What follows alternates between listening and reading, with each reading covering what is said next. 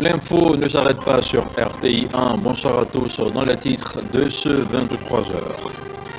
Agenda chargé pour le président italien en visite officielle dans notre pays. Sergio Mattarella a visité plusieurs infrastructures à caractère socio-économique. Mais avant de quitter notre pays, au terme d'une visite de 72 heures, il a accordé une audience aux ressortissants italiens vivant en Côte d'Ivoire. Dans le cadre du programme économique et financier de la facilité de résilience et de la durabilité, le FMI va décaisser plus de 350 milliards au profit de la Côte d'Ivoire. Une délégation de l'institution financière mondiale était ce vendredi à la primature où elle a échangé avec le Premier ministre Robert Begré-Mambé. Et puis, inauguration ce vendredi de la mosquée Mohamed VI d'Abidjan, un instant d'une grande solennité marqué par la présence de plusieurs autorités marocaines et ivoiriennes à Treichville, quartier Biafra. L'édifice de la mosquée, qui s'étend sur une superficie de 25 000 m², peut accueillir jusqu'à 7 000 fidèles, un ouvrage aux normes architecturales marocaines et traditionnelles. Voilà pour les titres et on démarre avec la nuit de la destinée ou encore Laylatul Qadr en arabe, une nuit célébrée ce soir même par la communauté musulmane. Elle correspond à la 27e nuit du mois de jeûne, une nuit considérée comme la plus sacrée de l'année lunaire. Selon la tradition musulmane, c'est au cours de cette nuit que le Coran a été révélé au prophète Mohammed alayhi salam par l'ange Gabriel. Il ne pouvait pas quitter la Côte d'Ivoire sans rencontrer la communauté italienne vivant dans notre pays. Sergio Mattarella était accompagné de l'ambassadeur d'Italie en Côte d'Ivoire. Devant ses compatriotes, le président italien a évoqué l'excellence des relations de coopération entre la Côte d'Ivoire et l'Italie. Le compte-rendu de Carmel Dia. En visite officielle de 72 heures en Côte d'Ivoire, le président italien Sergio Mattarella multiplie les rencontres. Au lendemain de son arrivée, il a rencontré la communauté italienne vivant sur le territoire ivoirien. Une communauté qui comprend notamment du personnel médical et des chefs d'entreprise. Moi, je remercie le président Mattarella qui est venu se voir aujourd'hui en Côte d'Ivoire. J'étais très content du changement qu'a fait avec le président Ouattara, avec le président Mattarella. Sa venue nous a fait beaucoup de plaisir parce que ça se voit qu'il se préoccupe aussi de nous. C'est un bon signe que la coopération italo-ivoirienne est en train de grandir à tous les niveaux. Au niveau des possibilités futures, au niveau de l'emploi, au niveau du secteur privé, au niveau aussi de la coopération. Une rencontre qui s'est déroulée au bord de la lagune Ébriée dans la commune de Cocody. Sergio Mattarella était accompagné de l'ambassadeur d'Italie en Côte d'Ivoire. Nous venons présentement d'une cérémonie où notre président a été consacré citoyen, honoré ivoirien. Pour nous qui travaillons ici en Côte d'Ivoire, le président a toujours été une source d'inspiration. C'est la première fois qu'un président de la République d'Italie arrive dans ce beau pays qui est la Côte d'Ivoire. C'est une visite historique. Prenant la parole, le président italien s'est dit confiant quant au renforcement de la coopération entre son pays et la Côte d'Ivoire. C'est vraiment pour moi un plaisir de rencontrer la communauté italienne en Côte d'Ivoire.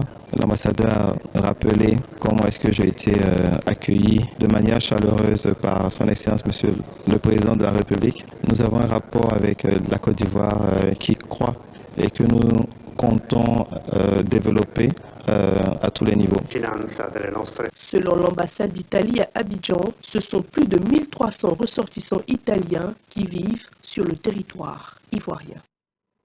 24 heures plus tôt, le président italien avait visité la communauté Sant'Egidio en Côte d'Ivoire. En son siège d'Abidjan, Treichville, Arras 2, Sergio Mattarella a pu voir de près ce que fait la communauté Sant'Egidio en faveur des populations les plus vulnérables et les plus fragiles. Il a surtout rencontré un groupe d'enfants des écoles de la paix. Un reportage de Viviane Aïma. En 1968, à Rome, en Italie, alors qu'il était jeune lycéen, âgé de 18 ans, Andrea Riccardi, jeune catholique fervent, créa avec un groupe de jeunes de son âge un groupe de prière qui prendra quelques années plus tard le nom de Communauté de Sant'Egidio, qui se veut une organisation catholique fondée sur les enseignements de l'Évangile, rassemblant des hommes et des femmes laïques engagés dans la prière, dans la lutte contre la pauvreté et dans le travail pour promouvoir la paix. La communauté de Sant'Egidio a son siège à Rome et est présente à ce jour dans 72 pays dans le monde. Dans le cadre de sa visite officielle de 72 heures en Côte d'Ivoire, le président de la République italienne, Sergio Mattarella, a tenu à rendre visite à la communauté de Sant'Egidio en Côte d'Ivoire et féliciter la solidarité qu'elle manifeste à l'égard des plus démunis. En effet, la communauté de Sant'Egidio en Côte d'Ivoire compte à ce jour 1500 adhérents nationaux et elle se distingue par ses nombreuses actions sociales comme l'alphabétisation des enfants des quartiers précaires, la prise en charge matérielle et l'éducation des enfants de la rue, la formation des jeunes à la paix, l'assistance psychologique, alimentaire et sanitaire aux personnes âgées. Le président de la République italienne a eu ces mots à l'endroit des membres de cette communauté. Et c'est très important pour moi de passer par ici et de recevoir cet accueil chaleureux que vous me réservez. Pour moi, c'est vraiment un plaisir et la communauté Sant'Egidio me tient vraiment à cœur parce que je la connais très bien. Toutes ces activités que la communauté Sant'Egidio est en train d'entreprendre, c'est vraiment un élan d'humanité et c'est vraiment très important de le faire. Et je vous remercie pour le fait. C'est vraiment un don pour l'humanité, pour que demain soit meilleur pour ces enfants-là et pour ces jeunes-là. Et je suis encore très heureux d'être là. Je vous remercie de donner cette sérénité, cette paix à ces jeunes et à ces enfants. De partout, de Milan à Rome, à toute l'Europe et de tous les autres continents, nous sommes très contents et nous savons que la communauté sera là. Et nous serons toujours là pour vous accompagner à donner et à permettre un avenir meilleur à ces enfants-là et pour toute cette communauté. Nous sommes tous frères unis dans cette communauté-là. Joie et reconnaissance pour cette visite qui vient galvaniser l'engagement de tous. Le président italien a aussi visité de nombreux projets sociaux collectifs, des projets initiés dans le domaine de la santé, de l'éducation, de la formation professionnelle et aussi de l'insertion des jeunes nationaux. Sergio Mattarella a découvert le groupe scolaire Ridi Canal, réhabilité par l'Italie, l'ancienne Bakayoko. Au titre de l'éducation de base, les Italiens prévoient la réhabilitation d'une vingtaine d'écoles primaires à Abidjan et dans la région du Sud, Komoé. À ce jour, 14 écoles primaires ont déjà été remises en état, dont le groupe scolaire Vridi Canal dans la commune de Port-Boué, que le président Sergio Mattarella est venu visiter. Mesdames et messieurs, la vision d'APSI est de travailler pour un monde où chaque personne peut être protagoniste de sa vie et de promouvoir le développement humain, durable et intégral. Dans cette vision, l'éducation devient pour nous comme un moyen qui permet à chaque personne de développer ses compétences, ses potentialités, mais surtout de contribuer au bien-être de ses proches.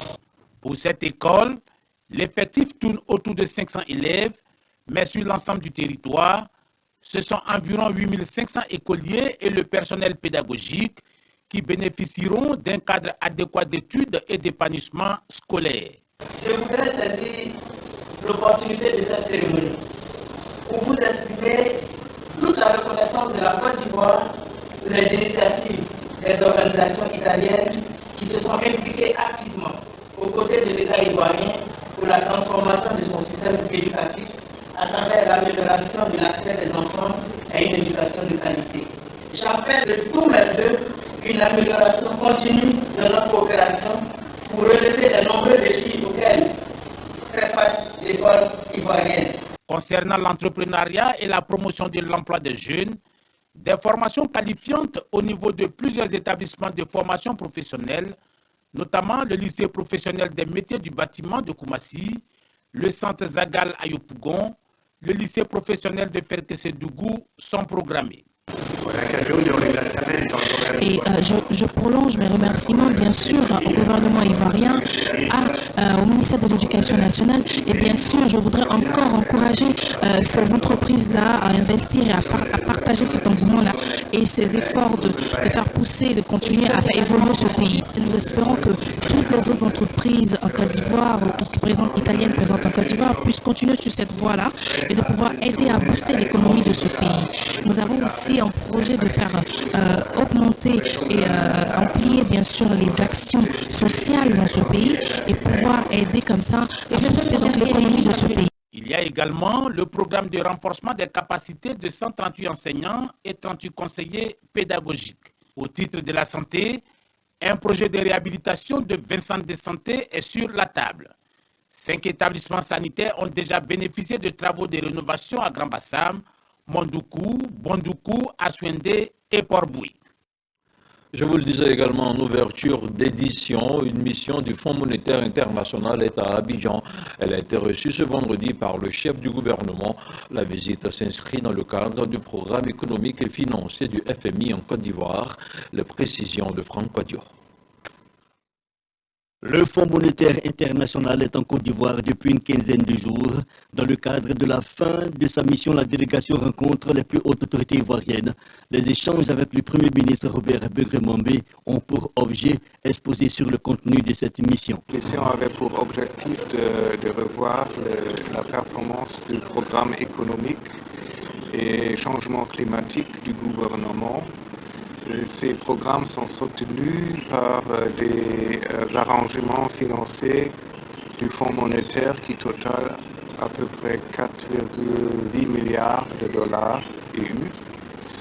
Et je suis très content de vous informer que la performance au titre de ces deux programmes est satisfaisante et qu'au niveau des services, nous avons un accord pour compléter cette revue semestrielle de ces programmes et qui va permettre un décaissement au titre de ces arrangements financiers d'environ 580 millions de dollars UE dans les mois à venir. 4,8 milliards de dollars américains, soit plus de 2900 milliards de francs CFA. Un engagement fort, d'ailleurs le plus élevé du FMI en Afrique subsaharienne. Rappelons que cette mission du FMI est relative à la deuxième revue du programme économique et financier PEF, couplée à la première revue de la facilité de résilience et de la durabilité pour la période 2023-2026. La nuit de la destinée ou encore Laylatul Qadr en arabe est célébrée ce soir par la communauté musulmane. À titre de rappel, elle correspond à la 27e nuit du mois de jeûne, une nuit considérée comme la plus sacrée du calendrier musulman. Selon la tradition islamique, c'est au cours de cette nuit que le Coran a été révélé au prophète Mohammed alayhi salam par l'ange Gabriel. La nuit de Laylatul Qadr intervient peu avant la fin du mois de jeûne du Ramadan, un mois de prière et de pénitence qui ouvre la porte à l'Aïd el-Fitr. À Boaké, nos correspondants William Skakou et Charles Tatou nous éclairent sur le sens de cette nuit. Reportage. 25e jour du jeûne du Ramadan. Les imams centraux des différentes mosquées s'activent pour des causeries débats marquant la nuit du destin. Un moment spécial où les guides religieux nourrissent leurs fidèles de paroles de bonne conduite musulmane, toutefois rappelant l'importance de la nuit du destin. Mais que représente la nuit du destin dans la vie d'un fidèle musulman? La nuit du destin vaut mieux que 1000 mois d'adoration, parce que pendant cette nuit descendent les anges à leur tête, l'ange Gabriel, et descend donc avec les esprits, et cette nuit est paix jusqu'à l'aube. Pour le musulman, pour le croyant, il doit veiller toutes ces nuits en prière, en recueillement, en générosité, en charité et surtout en train de faire le chapelet. Donc nous devons nous abîmer à demander pardon à Dieu, à être charitable, à partager le peu qu'on a avec les faibles, avec les pauvres, afin que Dieu ait pitié de nous et que nous ouvre grandes ouvertes les portes de son paradis. Le comportement d'un bon musulman. Il adore Allah et invoque son Seigneur, pas pour lui seul, pour tout le monde. Les musulmans vont sortir pour implorer leur Seigneur pour que Allah n'ait qu'à instaurer la paix dans ce beau pays, pour que Allah n'ait qu'à instaurer la paix, pour que tous ces enfants, tous les êtres humains qui sont en train d'habiter dans ce pays se donnent la main. La nuit du destin précède la célébration de l'Aïd el-Fitr qui met fin au jeûne du Ramadan, une fête intervenant suite à l'observation du croissant lunaire. Et c'est en ce jour même du cadre que la mosquée Mohamed VI a été inaugurée. Si au quartier Biafra dans la commune de Trècheville, le lieu de culte se veut le symbole de l'amitié et de la fraternité ivoiro-marocaine. Elle est le fruit d'une collaboration entre la Fondation Mohamed VI, des oulémas africains et des autorités ivoiriennes. Un reportage d'Amidi Rassouba et Adama Sangari. C'est la plus grande mosquée de Côte d'Ivoire. Bâtie sur une superficie de 25 000 m², la mosquée Mohamed VI ouvre officiellement ses portes. 7 ans de travaux pour offrir aux musulmans un joyau architectural de 7000 places, situé au quartier Biafra dans la commune de Trècheville. Excellence, Monsieur le représentant de Monsieur le Président de la République, prions de transmettre à Monsieur le Président de la République, Son Excellence Alassane Ouattara, notre admiration, mais aussi la gratitude et les vifs remerciements de nos vaillantes populations pour le choix porté sur la commune de Trècheville pour abriter cet important édifice religieux. Cette mosquée, pour nous, représente un grand symbole et à plusieurs niveaux. Une mosquée qui symbolise la continuité de l'œuvre de nos ancêtres. Mais une mosquée qui symbolise aussi la convergence des vues depuis tout temps entre les oulémas marocains et les oulémas de l'Afrique. Et cette mosquée aussi symbolise la vision d'un islam de vivre ensemble. L'ouvrage est le fruit de la longue amitié qui unit les deux peuples, une fraternité consolidée par le roi Mohamed VI et le président Alassane Ouattara. Cette mosquée incarne bien plus que des murs ou un minaret imposant. Elle symbolise l'amitié profonde et les liens indéfectibles qui unissent le royaume du Maroc à la République de Côte d'Ivoire, et elle témoigne également de la forte volonté commune de nos deux nations de promouvoir la paix, la tolérance et le dialogue interreligieux, tant sur le plan continental qu'international. Nous partageons tous des valeurs fondamentales, car nous sommes issus d'un même humanisme et d'un même héritage spirituel, vu que l'islam s'inscrit dans la continuité des religions précédentes et est appelé à coexister avec leur prolongement. Le président de la République voudrait, à travers ma modeste voix et au nom du gouvernement et du peuple ivoirien, exprimer son infinie gratitude à Sa Majesté le roi Mohamed VI du Maroc pour le remarquable don fait à notre pays que constitue le magnifique édifice religieux islamique, érigé à la gloire du Tout-Puissant qui s'offre majestueusement à nos regards. Cette réalisation représente bien plus qu'un simple édifice architectural, une mosquée de plus dans le paysage ivoirien. Elle est le symbole manifeste de la vieille amitié entre nos deux nations. La mosquée Mohamed VI, en plus de sa capacité d'accueil de 7000 places, comprend également une salle de conférence, une bibliothèque, un complexe commercial, un pavillon administratif, un logement pour imams et un parking. La prière du dernier vendredi du mois de Ramadan a été dirigée par le représentant du Conseil supérieur des oulémas du Royaume de Maroc. La mosquée Mohamed VI va également accueillir en cette nuit de destin les fidèles musulmans. Une œuvre architecturale aux normes marocaines qui réjouit les fidèles musulmans. Notre reporter Ami Diarasouba a recueilli quelques réactions. Depuis Houphouët-Boigny, depuis Mohamed V, la Côte d'Ivoire et le Maroc ont démontré leur fraternité. Ça s'est confirmé de nos jours avec le rapport entre le souverain et le président de la République. Et aujourd'hui, nous sommes très heureux de l'inauguration de cette mosquée. Nous voulons donc dire merci à Sa Majesté, que Dieu l'assiste, et prier pour que cette mosquée soit bien une œuvre qui renforce l'islam en Côte d'Ivoire. C'est un monument extraordinaire, c'est une belle mosquée. Une mosquée que je n'ai jamais vue, mais sur le sol ivoirien, c'est une fierté pour la Côte d'Ivoire. Là, je remercie les deux leaders, son Excellence Alassane Ouattara et le roi du Maroc, pour ce qu'ils ont fait. Je pense qu'il n'y a pas de symbole plus fort que le don que Sa Majesté vient de faire à la Côte d'Ivoire et à la communauté musulmane. mettre à la disposition des musulmans un édifice aussi majestueux, aussi beau, et je crois que ça mérite toute la reconnaissance des musulmans de Côte d'Ivoire. C'est un joyau pour la Côte d'Ivoire qui a été offert donc, par le Royaume du Maroc. Et ça montre bien l'amitié entre ces deux beaux pays et qui continue depuis très longtemps. Et je pense que ça se renforce encore plus avec l'installation de cette belle mosquée qui permettra à tous les fidèles musulmans de venir se recueillir et prier pour la paix en Côte d'Ivoire, la sérénité, la cohésion sociale. En tant que croyant, un vendredi, de pouvoir faire la prière inaugurale d'une mosquée, puisque les mosquées sont les maisons de Dieu, on y loue son nom. Donc déjà, en qualité de croyant, c'est une excellente chose. Mais ensuite également aussi le renforcement, pour ne pas dire la consolidation des liens entre le Royaume du Maroc et la République de Côte d'Ivoire.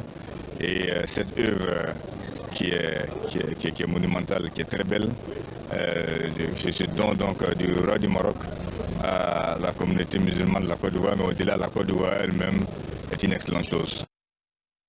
Et cet élan de générosité de l'Arabie saoudite, le centre du roi Salman pour le secours et l'aide humanitaire, vient d'offrir 50 000 tonnes de dattes à la Côte d'Ivoire. À travers ce geste, le royaume saoudien entend renforcer davantage sa coopération avec notre pays. En toile de fond, il s'agit de soutenir les fidèles musulmans en cette période de jeûne. Cette cérémonie de remise symbolique de dattes s'est déroulée à l'ambassade de l'Arabie saoudite en Côte d'Ivoire. Chris Diomandé, Didier Nguessan pour le commentaire. 50 tonnes de dattes offertes par l'Arabie saoudite à la Côte d'Ivoire, une initiative du Centre du roi Salman pour le secours et l'aide humanitaire. Il vise à renforcer la bonne coopération déjà existante entre les deux pays. Le directeur général des relations bilatérales n'a pas manqué de mettre en exergue les vertus de ces fruits pour le corps humain dans cette période de Ramadan. Ce fruit aux qualités multiples et multidimensionnelles sont une prescription par le prophète Mahomet lui-même, paix et salut sur lui, et qui a des qualités énormes. C'est considéré comme le fruit du paradis. Et donc nous estimons que ça doit pouvoir aider nos frères musulmans en cette période de jeûne pour rehausser la spiritualité et la prière.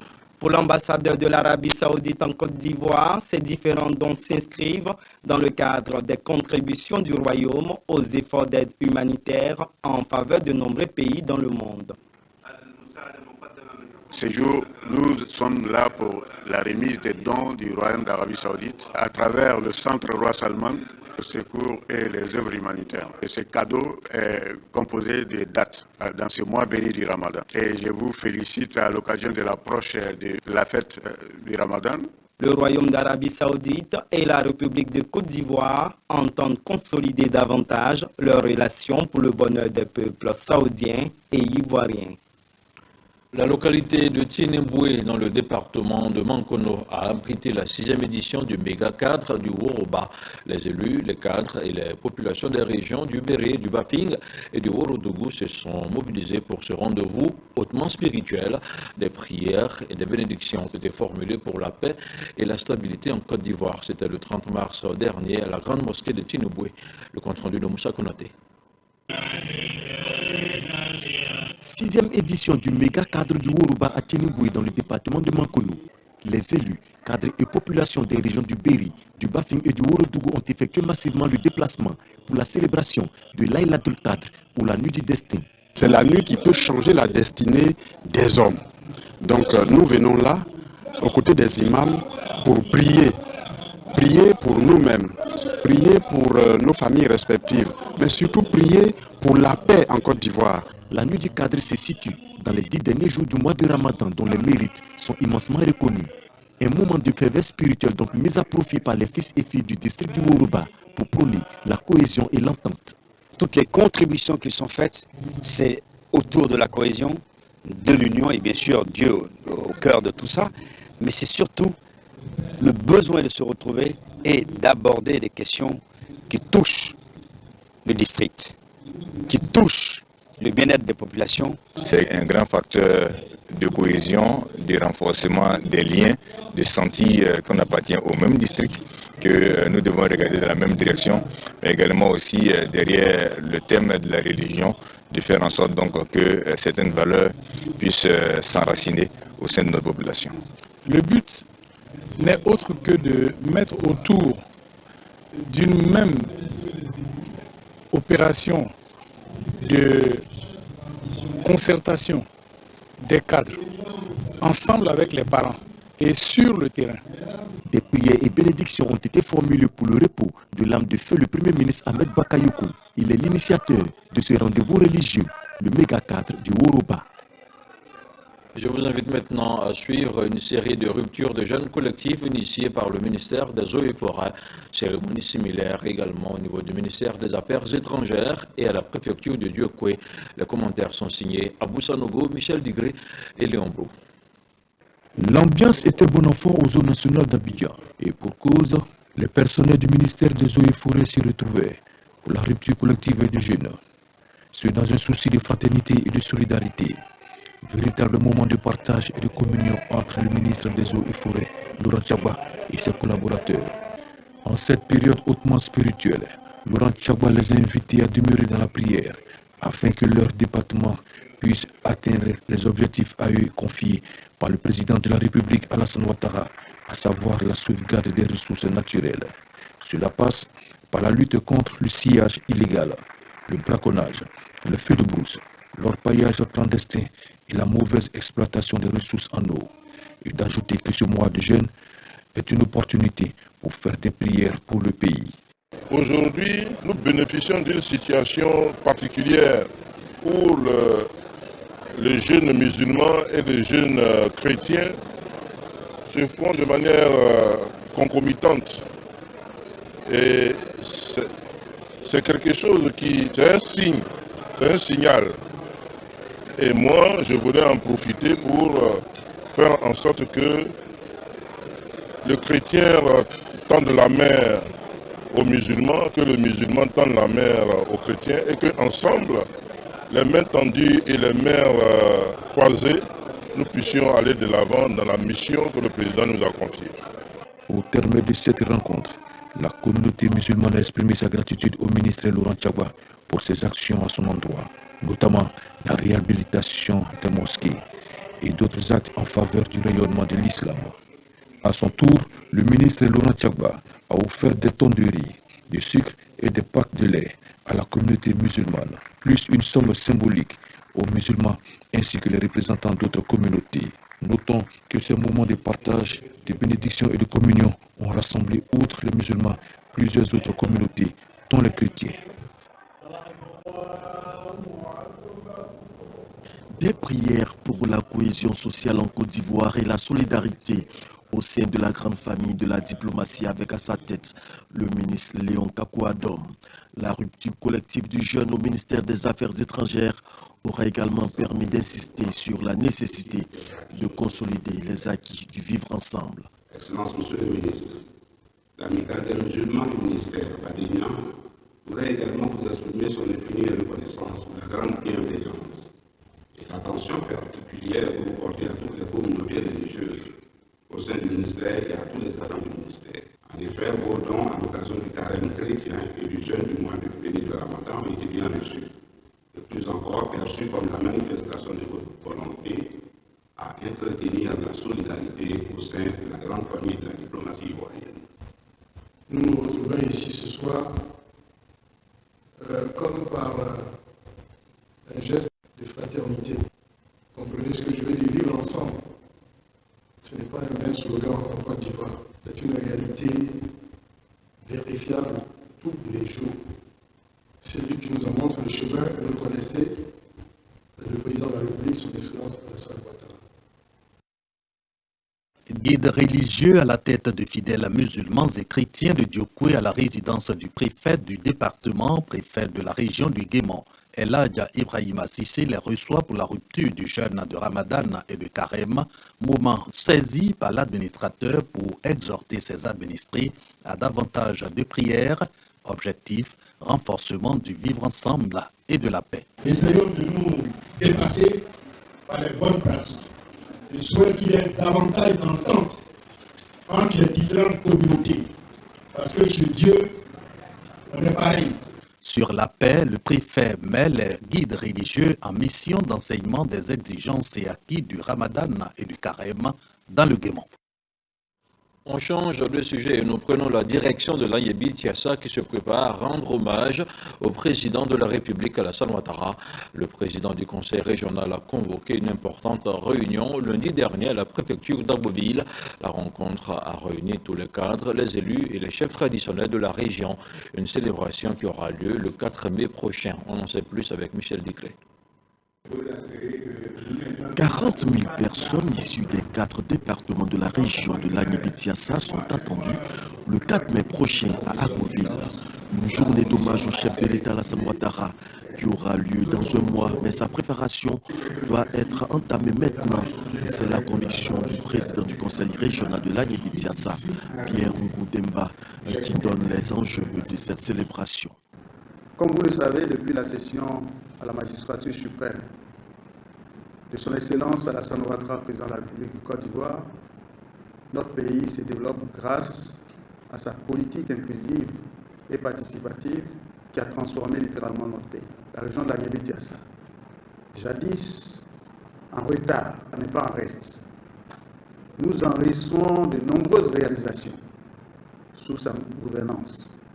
Tous ces bienfaits, toutes ces réalisations importantes en si peu de temps ont appelé nos parents, l'ensemble de la population, à se mobiliser comme un seul homme pour décider de rendre hommage et reconnaître tous les bienfaits du président Alassane Ouattara. Les cadres de la région joueront pleinement leur partition pour la réussite de cette journée d'hommage. Nous sommes sortis satisfaits de notre entretien. Voilà, rendre hommage au président de la République, pour nous, c'est un devoir. Et donc, nous sommes prêts à nous organiser, à mobiliser plus de 40 000 personnes ce jour-là. Pour la mobilisation, il n'y a même pas d'inquiétude. C'est nous qui sommes chargés de la mobilisation. Nous, eux, ils ont dit 40 000 personnes, mais nous, moi, j'ai dit 60 000 personnes. La région de l'Agnébitiassa veut également démontrer qu'elle est le symbole de la cohésion sociale retrouvée dans le pays et entend le démontrer au cours de ces festivités. Dans l'actualité hors de chez nous, au Rwanda, et selon l'Élysée, le président Macron estime que la France et ses alliés auraient pu arrêter le génocide, mais n'en a pas eu la volonté. Il le dira dans une vidéo qui sera diffusée ce week-end à l'occasion du 30e anniversaire du génocide au Rwanda, une sortie à laquelle Kigali n'a pas encore réagi officiellement. D'avis d'observateurs, il s'agit d'un signe supplémentaire du réchauffement diplomatique entre Paris et Kigali. Et voilà, c'est la fin de cette édition d'information. Merci de nous avoir suivis. Bonsoir.